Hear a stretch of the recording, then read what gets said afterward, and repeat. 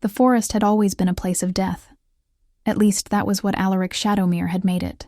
For 3 decades, the Alpha King had ruled the northern territories with a brutality that made even the most savage wolves bow their heads in submission. And the ancient woods that bordered his fortress had become a hunting ground, where he demonstrated his dominance over those foolish enough to challenge his authority. Tonight was no different, or so he thought, as he stalked through the twisted trees with his elite guard flanking him on either side, their torches casting dancing shadows that made the forest seem alive with malevolent intent. The moon hung full and blood-red in the sky, what the old ones called a prophet's moon, though Alaric had long since dismissed such superstitions as the desperate fantasies of wolves too weak to control their own destinies. He was a king who believed in power, in the strength of claws and teeth, in the absolute authority that came from being the apex predator in a world of predators, and he had spent his entire reign crushing anyone who dared speak of prophecies or destinies, or any force greater than his own will.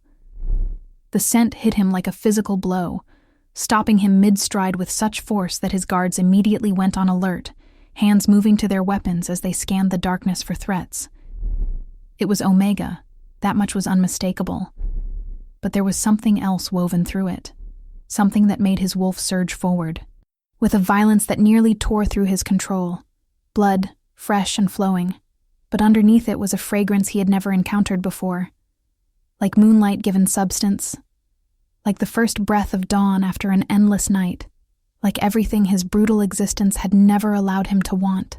His guards were speaking, asking questions, but their voices seemed to come from very far away, as Alaric followed that scent deeper into the forest, moving with a speed that was more instinct than intention, his heart pounding in his chest with something that might have been anticipation or might have been dread. He found her collapsed against the base of an ancient oak, the kind of tree that had stood in these woods since before wolves learned to shift, since before kingdoms rose and fell. And for a moment, Alaric could only stare, because what he was seeing couldn't possibly be real. The Omega was small, delicate in the way of her designation, with silver blonde hair matted with leaves and dirt, her simple traveling clothes torn and stained. But it was the blood that held his attention, the blood that flowed from a deep gash across her shoulder and pooled on the forest floor, because it wasn't the dark crimson he expected. Instead, it glowed with an ethereal silver luminescence, casting light that pushed back the shadows and made the air around her shimmer like heat waves on a summer day. The light pulsed in rhythm with her heartbeat, growing brighter and then dimmer, brighter and dimmer, and each pulse sent a corresponding throb through Alaric's chest, through the mate bond that snapped into place with such force that he actually staggered backward. His guards saw it too. He could hear their gasps of shock, could smell their sudden fear, and one of them, his captain Marcus, spoke the words that Alaric had refused to acknowledge. "The prophecy, my king, the Omega who bleeds light." Marcus's voice was hushed, reverent in a way that made Alaric want to tear out his throat, because reverence was something that should be directed at him, not at some half-dead Omega bleeding against a tree. But even as rage surged through him, Alaric couldn't deny what he was seeing, couldn't dismiss the ancient words that every wolf cub learned at their mother's knee. When the moon runs red with prophecy's blood, when darkness rules with iron claw, when hope has fled and fear holds dominion, she will come, the Omega of light, whose blood carries the power of the first, wolves, whose touch can heal or destroy, whose choice will determine whether the kingdoms of wolves rise to glory or fall to eternal darkness. Alaric had always thought it was nothing but a story, a tale told to give false hope to the weak and the oppressed. But now the prophecy was lying bleeding at his feet, and everything he thought he knew about the world was crumbling around him. His wolf was howling mate, mate, mate, with a desperation that Alaric had never felt before, pushing against his control with a strength that threatened to overwhelm him entirely. But deeper than the mate bond, deeper than the instinct screaming at him to protect and claim and possess, was something else. Fear. Because if the prophecy was real, If this Omega truly was what the ancient words foretold, then everything Alaric had built, every brutal law he had enforced, every act of cruelty he had committed to maintain his power, all of it was threatened by this small, broken female bleeding light onto the forest floor. If you're loving this story of prophecy and impossible choices, hit that like button and let me know in the comments what you think Alaric should do. Should he protect the Omega who could destroy everything he's built? Or should he eliminate the threat before the prophecy can be fulfilled? Drop your thoughts below, and don't forget to subscribe, because this tale of destiny and redemption is just beginning, and trust me, you won't want to miss what happens next. The Omega's eyes fluttered open, and Alaric found himself looking into depths of violet so pure they seemed to contain entire galaxies. She focused on him with obvious effort, her breath coming in short, painful gasps. And when she spoke, her voice was barely a whisper, but it carried a strength that belied her physical state. You're the Shadow King, the one who breaks wolves who don't submit, the one who turned the Northern Territories into a prison of fear. Her words should have been an insult deserving of immediate punishment. But there was no judgment in her tone, only a terrible sadness that cut deeper than any accusation. Alaric felt something twist in his chest, something he couldn't name, because he had spent 30 years making sure he never felt anything but rage and triumph, and the cold satisfaction of absolute control. "Who are you?" he demanded, his voice coming out harsher than he intended. "What are you?" The Omega smiled, a fragile expression that somehow contained oceans of pain and loss. "My name is Lyra, and I am what you've spent your entire reign trying to pretend doesn't exist. I am the consequence of your choices, the reckoning you've been running from, the possibility of redemption you've been too afraid to imagine."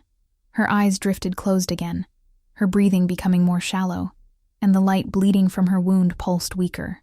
"I didn't come here to destroy you, Alpha King. I came here because the choice is yours. The prophecy isn't about what I will do. It's about what you will choose when faced with something you cannot dominate, cannot control, cannot bend to your will through force alone." Alaric should have killed her then, should have ordered Marcus to end this threat before it could grow, should have done what every instinct of self-preservation was screaming at him to do. Instead, he found himself reaching down and lifting her into his arms with a gentleness he didn't know he still possessed, feeling the mate bond sing through every point of contact between them.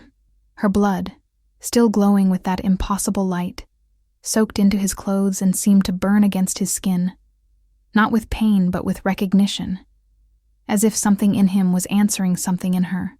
"Take her to the fortress," he commanded, his voice brooking no argument even as his guards exchanged worried glances. "Summon the healers. No one speaks of this to anyone. No one mentions prophecies or ancient tales or anything else. She is simply an injured Omega I found in the forest. Nothing more." But as they made their way back through the dark trees, Lyra cradled against his chest like something precious, rather than something dangerous. Alaric knew he was lying to himself. She was everything more. And the moment he carried her across the threshold of his fortress, the moment he allowed her into the seat of his power, he set in motion events that would either save his soul or destroy his kingdom, and quite possibly both. The fortress that Alaric called home was a monument to his reign, all dark stone and sharp angles, built to intimidate and control, rather than to welcome or comfort. The healers who came at his summons were shocked to see their brutal king carrying an Omega so carefully, but they knew better than to comment, knew that questions led to punishment in Alaric's court. They worked on Lyra in silence, cleaning her wounds and applying salves, but even their experienced hands couldn't explain why her blood continued to glow even as it dried, why the light seemed to seep into the stones of the healing room and make shadows retreat to the corners. One of the older healers, a woman named Vera, who had served Alaric's father before him, finally dared to speak.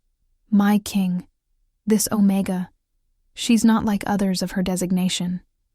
There's power in her, old power, the kind that hasn't walked these lands in generations." Alaric's response was immediate and cold. "You will speak nothing of power or prophecies or anything else.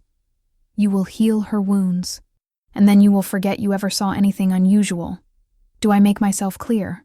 Vera bowed her head in submission, but not before Alaric saw something in her eyes that looked almost like hope, and it enraged him more than defiance would have. He didn't want hope in his fortress, didn't want anything that might challenge the order he had imposed through blood and fear. Hope was dangerous.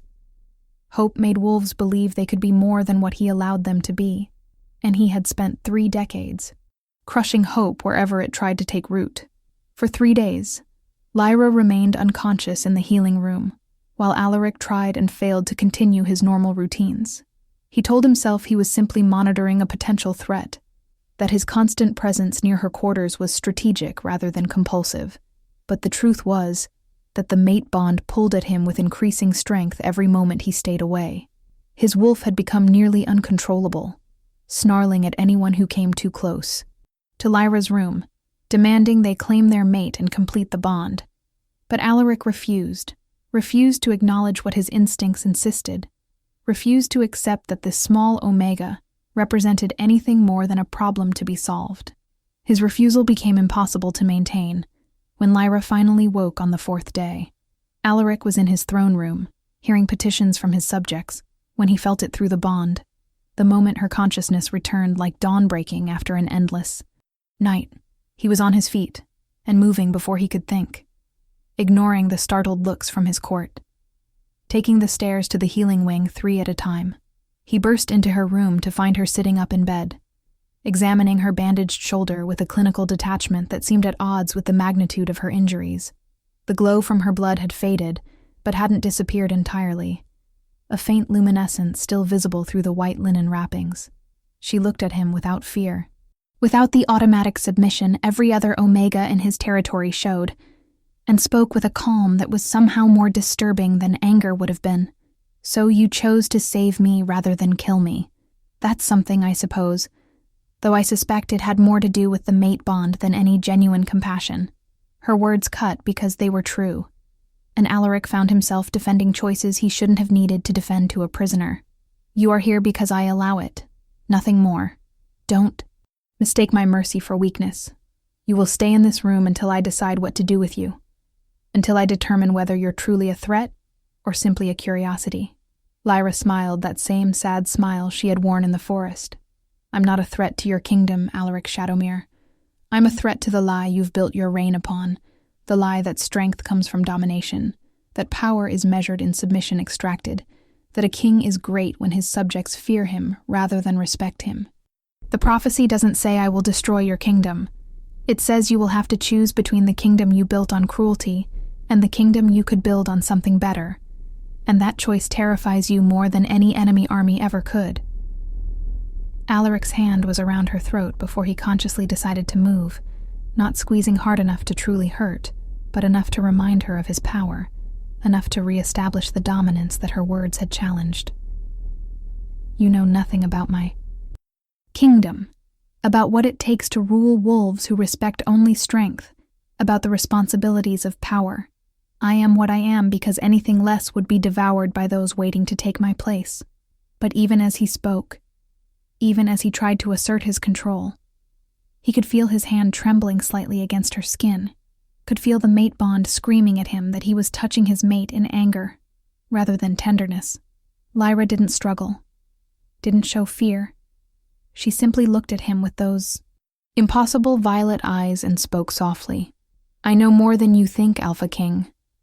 I know that you weren't always this way, that there was a time before the cruelty became armor, before the brutality became identity.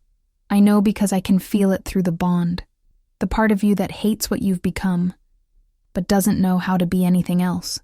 And I know that you brought me here, not because you want to control me, but because some part of you is hoping I might be the catalyst that allows you to change."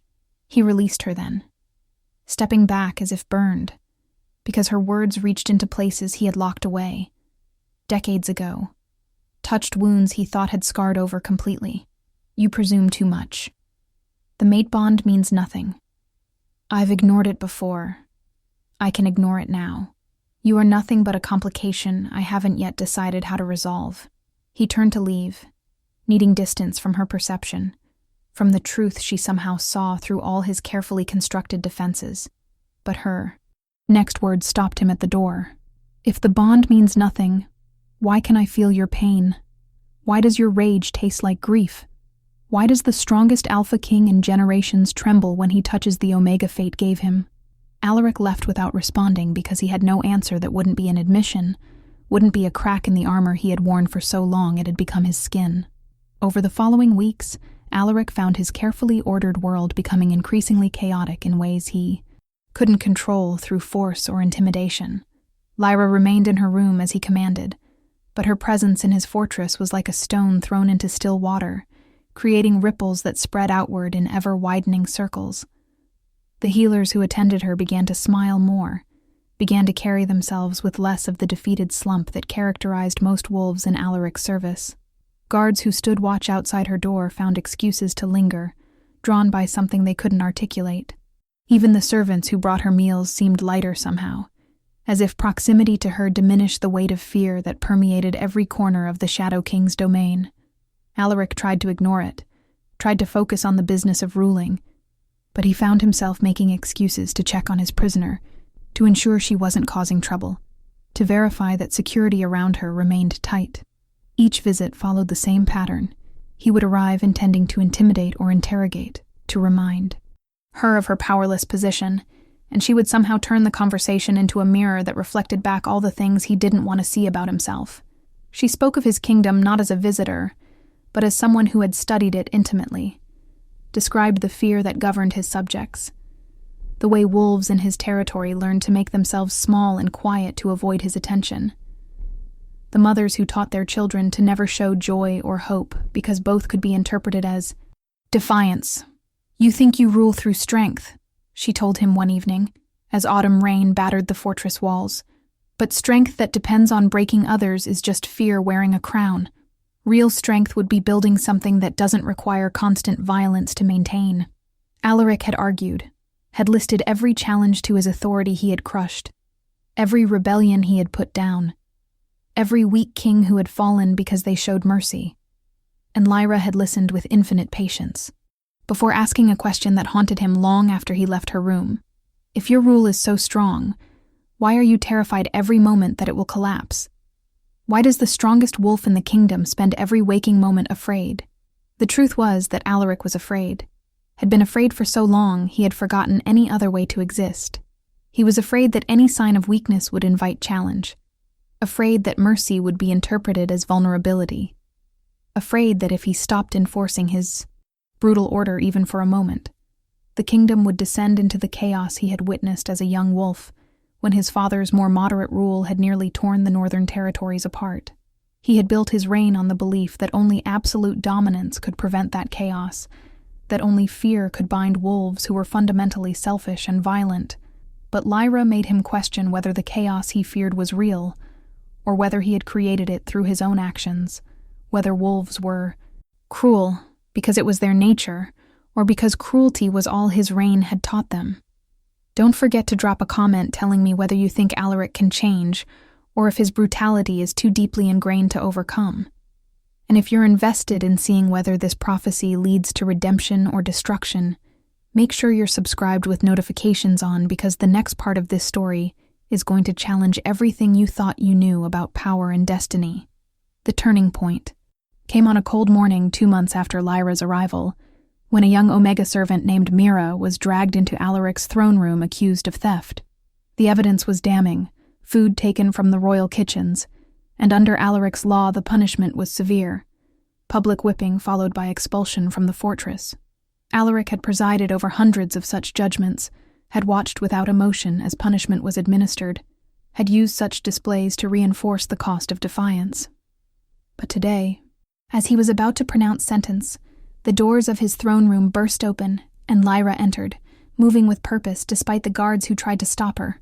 She shouldn't have been there, should have been confined to her quarters, but somehow she had slipped past the security Alaric thought was absolute. She walked straight to the young Omega cowering on the floor and placed herself between Mira and the guards, her small frame somehow creating an impenetrable barrier. She looked up at Alaric.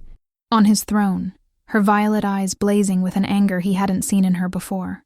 "You call yourself a king, but you rule over a kingdom where children steal food because they're starving, where Omegas are so terrified of asking for help that they risk punishment rather than admit need, where every small transgression is met with brutality designed to terrify rather than teach.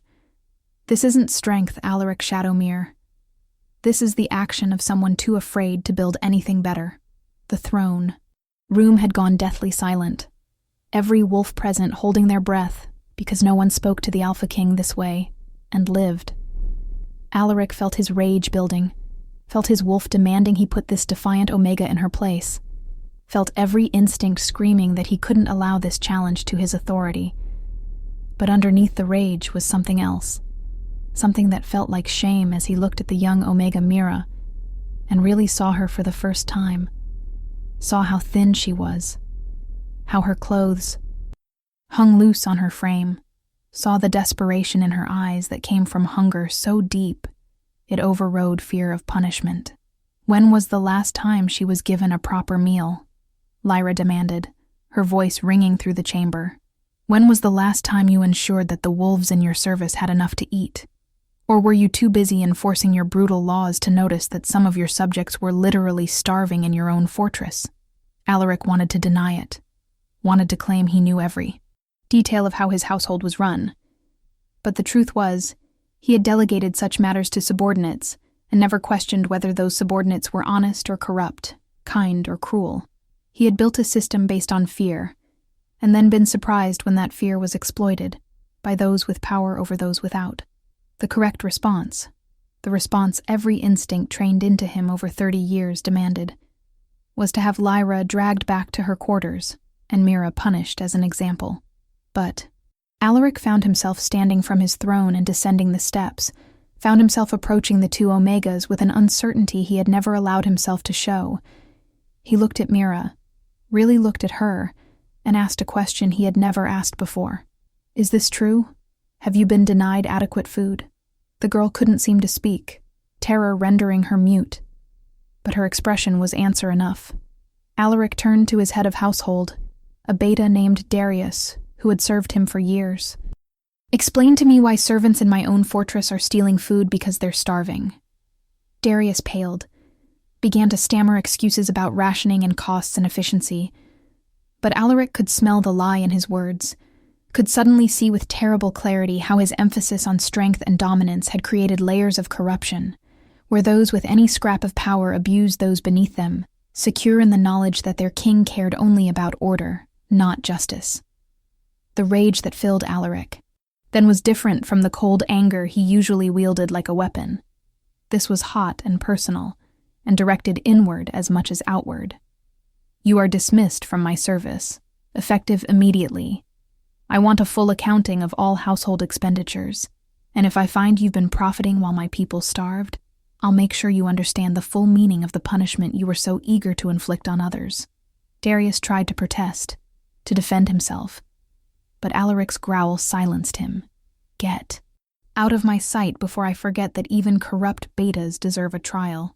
He turned back to Mira, this young Omega who had risked everything for a few scraps of food. "From this day forward, you report directly to me if there is any need among the servants that is not being met. And the punishment for your theft is this: you will help me ensure that no one else in this fortress ever has to steal food to survive." He looked up at his assembled court, at wolves who had spent years learning to show only submission, and made a declaration he never thought he'd make. "Any servant or soldier or anyone within my domain who finds themselves in need will bring that need to my attention without fear of punishment. It seems I have been a king who rules from a throne, but knows nothing of what happens in the rooms below." Lyra was looking at him, with an expression he couldn't read, something between surprise and cautious hope, and Alaric found himself needing to understand what she was thinking. He dismissed his court with a gesture and turned to her. "You have something to say? Say it." She studied him for a long moment before responding. "That was a beginning, Alpha King. Just a beginning, but more than I expected from someone as buried in brutality as you've become. The question is whether you'll build on this moment, or whether you'll wake tomorrow and decide it was a moment of weakness to be corrected. Alaric wanted to argue, wanted to insist that one act of mercy didn't change who he was, what he had built. But the truth was that something had shifted in him when he saw Mira's desperation, when he recognized how his system of fear had created blind spots that allowed suffering he never intended. "I don't know how to be anything but what I am," he admitted, the words feeling like pulling thorns from his throat. "I built this kingdom on principles that seemed necessary, that seemed like the only way to prevent chaos. If I change now, if I show weakness, everything could fall apart." Lyra stepped closer, close enough that he could feel the warmth of her through the mate bond, close enough that his wolf was howling for him to close the distance entirely. Or everything could finally start to become what it was meant to be. "The prophecy says you have to choose, Alaric. Choose whether the kingdom you built on fear is worth preserving, or whether you're brave enough to build something better. But I can't make that choice for you. Only you can decide whether you're the king you've been, or the king you could become." Over the following months, Alaric found himself changing in ways that terrified and exhilarated him in equal measure. The incident with Mira had opened his eyes to problems he had ignored for too long, and once he started looking, he couldn't stop seeing them. His system of absolute dominance had created a culture where abuse flourished in shadows, where the strong preyed on the weak with impunity, where justice was whatever those in power decided it was. He began making changes, small at first, investigating reports of corruption, replacing officials who had used fear as permission for cruelty, establishing systems for wolves to report grievances without terror of retaliation. The changes weren't welcomed by everyone. Many in his court saw them as weakness, saw Lyra's influence as a corruption of everything the Northern Territories stood for. His closest advisors, wolves who had benefited from the brutal order he'd established, began meeting in secret, concerned that their king was being manipulated by an Omega, afraid that the prophecy would indeed bring an end to the world they knew. Alaric could smell the conspiracy forming, but found he couldn't address it with his usual methods, because he was no longer certain those methods were right. Lyra remained technically his prisoner, but the boundaries of her confinement had expanded to include much of the fortress, and she used that freedom to move among his people in ways that revealed more uncomfortable truths. She worked with the healers and learned that many injuries among lower-ranked wolves came from punishments administered by superiors. She spoke with servants and discovered a network of fear that extended far beyond food access. She walked through the dungeons and found wolves imprisoned for offenses as minor as speaking too loudly or showing too much joy, crimes against the oppressive atmosphere Alaric had cultivated, rather than crimes against any actual victim. Each discovery she brought to him was a weight added to a scale already buckling under the realization of what his reign had actually created. "You built a kingdom where wolves are punished for being alive," she told him one night as they stood on the fortress ramparts looking out over his territory, "where survival itself is an act of defiance against your demand for absolute submission. And now you're discovering that fear doesn't actually prevent chaos. It just drives it underground, where you can't see it until it explodes." The explosion came on a winter night 6 months after Lyra's arrival. Alaric was woken by sounds of fighting, by the clash of steel and the snarls of wolves in combat. He shifted and rushed toward the noise, arriving to find his throne room transformed into a battlefield. His most trusted advisor, a wolf named Garrett who had served him for over a decade, stood at the head of a group of rebels, all of them wolves who had held positions of power under Alaric's brutal regime. They had taken Lyra hostage, held her at sword point with her glowing blood already dripping from a blade pressed to her throat.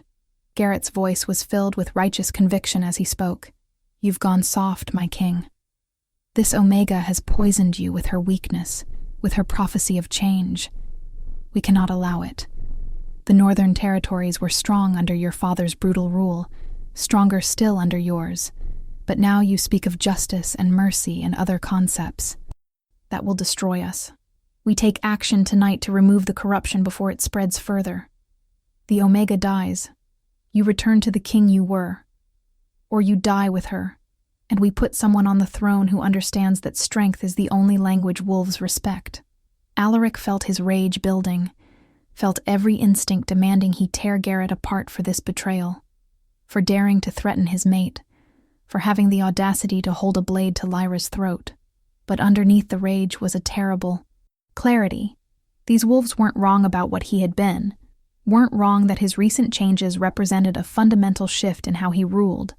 What they were wrong about was believing that the brutal king they served was stronger than the king he was becoming. "You want to know about strength?" he said, his voice cutting through the tension like a blade. "Let me teach you something I'm only now learning myself. Strength isn't dominating those weaker than you. Any coward can do that. Real strength is choosing to build something better, even when destroying is easier." He shifted to his wolf form, a massive dark beast that radiated alpha power, and the rebels shifted as well. A dozen strong wolves prepared to fight. But Alaric didn't attack, didn't give in to the rage that would have once driven him to slaughter. Instead, he placed himself between Garrett and Lyra, used his body as a shield, and spoke through the mind link that connected all wolves of his pack. "I have been the king you describe, the one who rules through fear and domination. And you're right that it made us strong in some ways, but it also made us hollow. Made us a kingdom where loyalty comes from terror rather than respect, where every wolf waits for the moment they can seize power for themselves. That's not strength. That's just a cycle of violence waiting to repeat." Some of the rebels wavered, uncertainty clear in their postures, but Garrett pressed the blade harder against Lyra's throat, drawing more of that luminescent blood. "You were the greatest king the Northern Territories ever had, and this Omega turned you weak. She fulfilled the prophecy by destroying everything you built." But Lyra spoke then, her voice strained from the blade at her throat, but still carrying that peculiar strength. "The prophecy isn't about what I do to him. It's about what he chooses to do with the truth I've shown him. And the truth is that a kingdom built on cruelty was always going to fall, either to rebellion from within or conquest from without, because you can't build lasting power on fear alone." What happened next occurred in a blur of motion. Garrett, perhaps realizing that his attempted coup was crumbling, perhaps simply giving in to rage, pulled the blade hard across Lyra's throat. Her blood, glowing with that impossible light, sprayed across the throne room, and Alaric felt her pain through the mate bond like a knife to his own throat. His rage was instant and absolute, the kind of killing fury that had once been his default state, and he tore into Garrett with a violence that shocked even wolves accustomed to his brutality. But even in the midst of his fury, even as he felt Garrett's life end beneath his claws, a part of Alaric remained coldly aware that this was a test, that how he responded to this betrayal would determine everything. He could have killed all of them. Every wolf who had stood with Garrett could have painted his throne room with their blood as an example of the cost of defiance. That's what the old Alaric would have done, what these wolves expected him to do. Instead, once Garrett lay dead and the immediate threat was ended, Alaric shifted back to human form and spoke to the surviving rebels.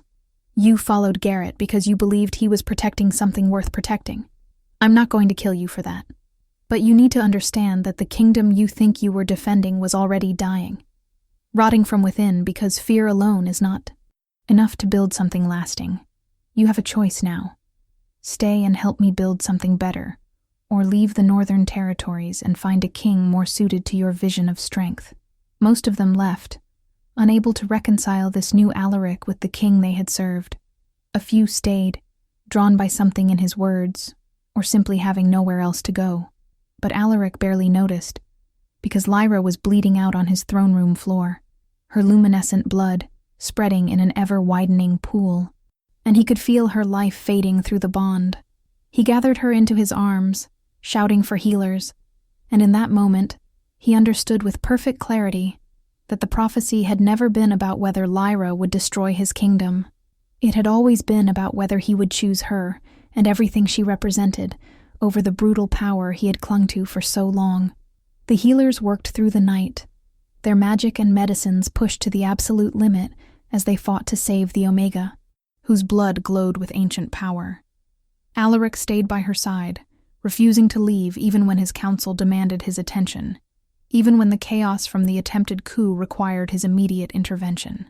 "Let them wait," he snarled at anyone who tried to pull him away. "Let the whole kingdom wait. Nothing matters if she dies." And in those words, in that absolute prioritization of one Omega over his entire realm, Alaric finally completed the transformation the prophecy had demanded. Lyra survived, though it was a near thing, and when she finally woke 3 days later, she found Alaric still at her bedside, his hand wrapped around hers, his eyes red-rimmed from lack of sleep. Her first words were not about her own pain, but about his kingdom. "You chose me over your throne, over everything you built. Why?" And Alaric, this wolf who had spent 30 years never showing vulnerability, never admitting to anything resembling tenderness, found the words came easier than he expected. "Because the throne was always empty. The kingdom was always hollow. I built it all on fear because I was too afraid to build on anything else, too afraid to risk the vulnerability that comes with caring about something beyond power. You showed me that strength without compassion is just cruelty with a crown, and I don't want to be that king anymore." Lyra's recovery was slow, her throat wound healing but leaving a scar that glowed faintly with the same luminescence as her blood. But even as she healed physically, something else was transforming in the Northern Territories. Alaric's choice during the coup, his prioritization of Lyra over absolute power, had spread through his kingdom like wildfire, and wolves who had spent years living in fear began to tentatively hope for something different.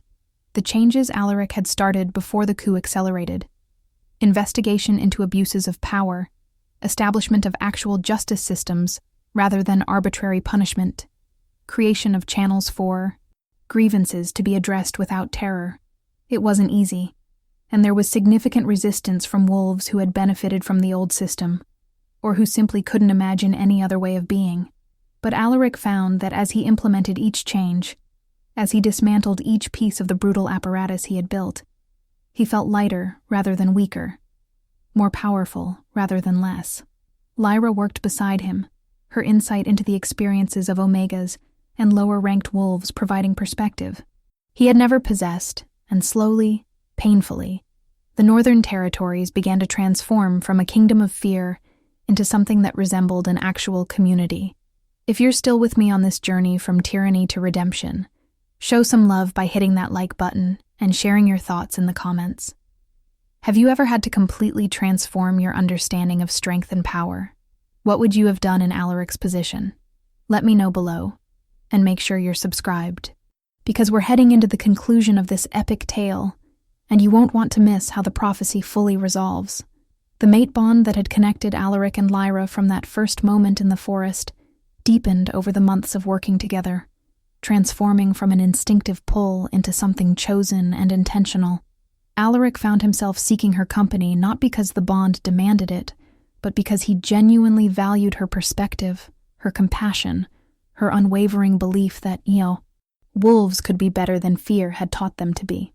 And Lyra, seeing the genuine changes in both Alaric and his kingdom, began to soften toward the male who had started as her captor and become something far more complex.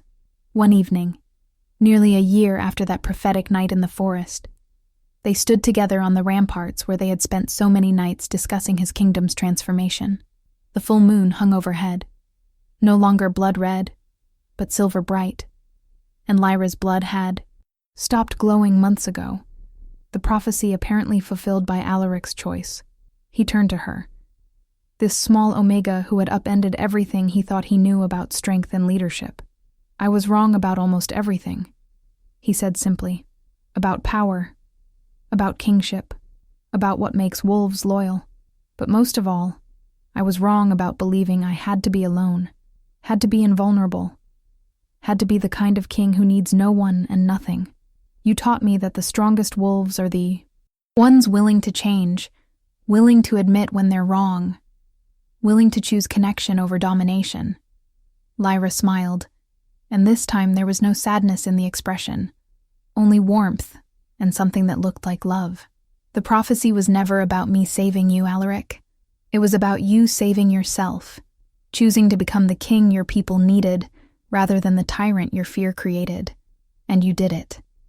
Not because magic forced you to change, but because you were brave enough to look at what you'd become and decide it wasn't who you wanted to be.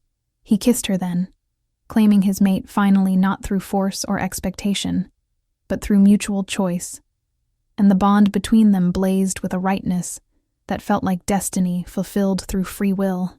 They mated properly that night, the formal ceremony attended by the entire court, and Alaric's people witnessed their brutal king choose tenderness.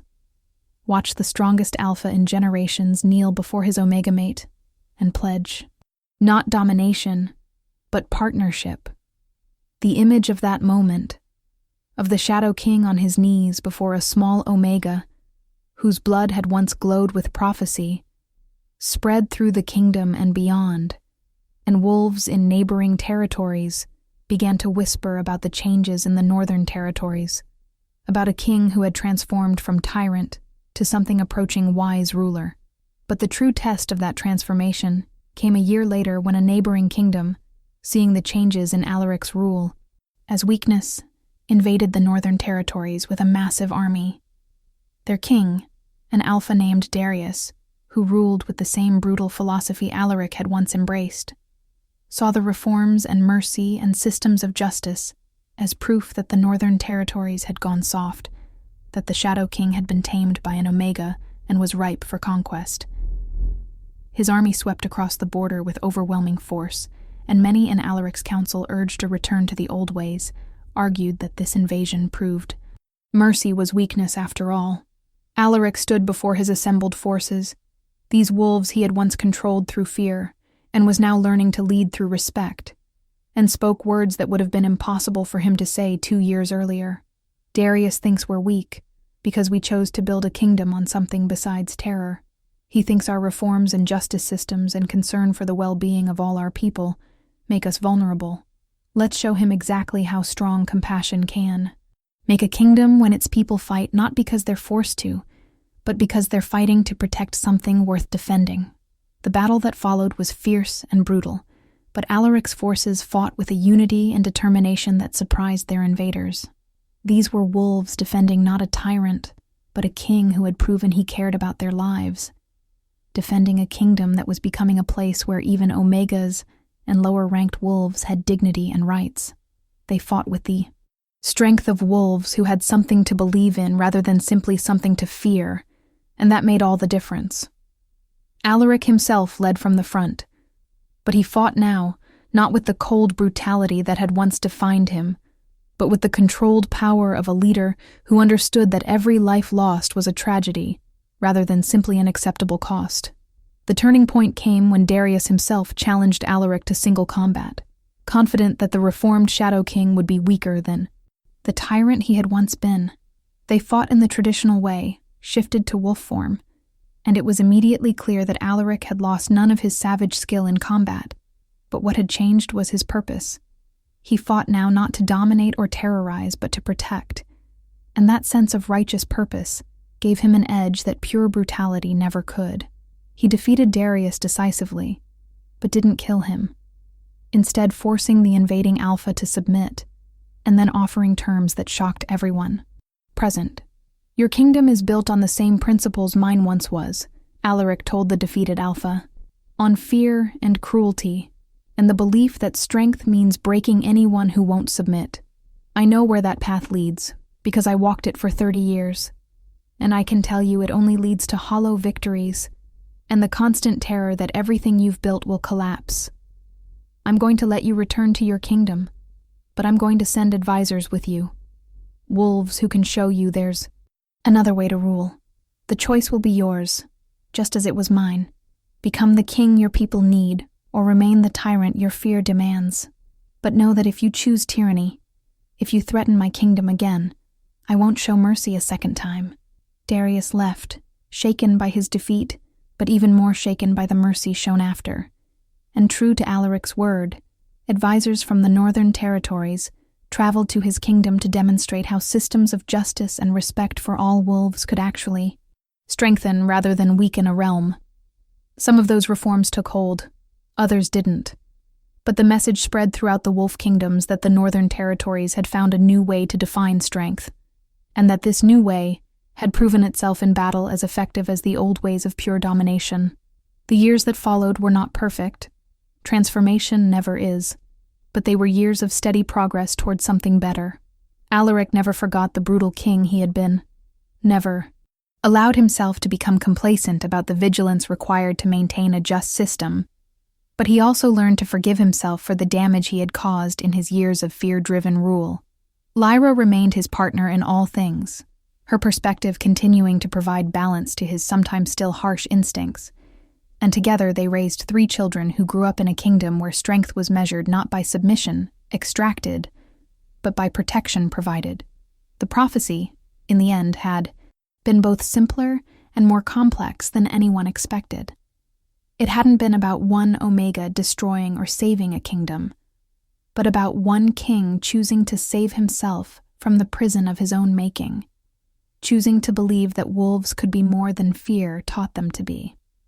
The Omega who bled light had indeed changed everything, but not through magic or destiny, rather through the simple act of holding up a mirror and giving one brutal king the courage to look at his reflection and decide to become something better.